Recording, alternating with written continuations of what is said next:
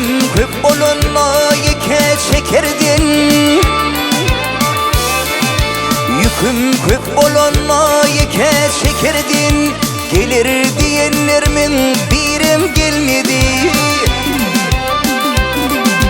Allah korap durdu beni okurdun. Soğum dünyada adamlar kolladı.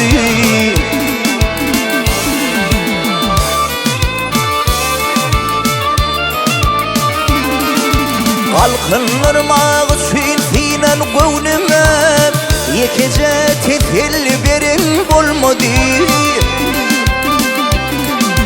Yaxşı sözler bilin kakıp yeğnime meni yine yad adamlar kolladı. Yaxşı sözler bilin kakıp yeğnime meni yine yad adamlar kolladı.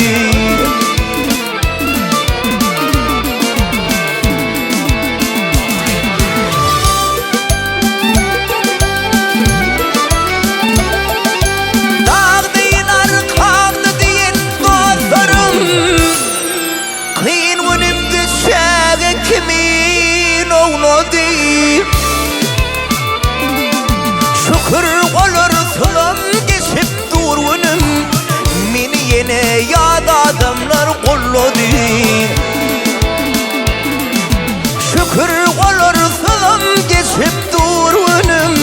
Meni yine yad adamlar kolladı.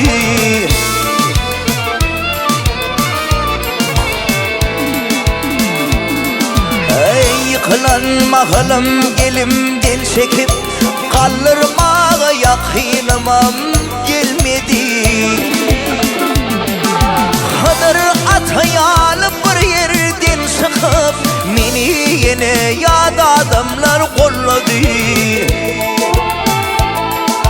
Allah korap durdu beni yokurdun. Soğum yad adamlar kolladı. Çünkü beni yad adamlar kolladı. Meni yine yad adamlar kolladı.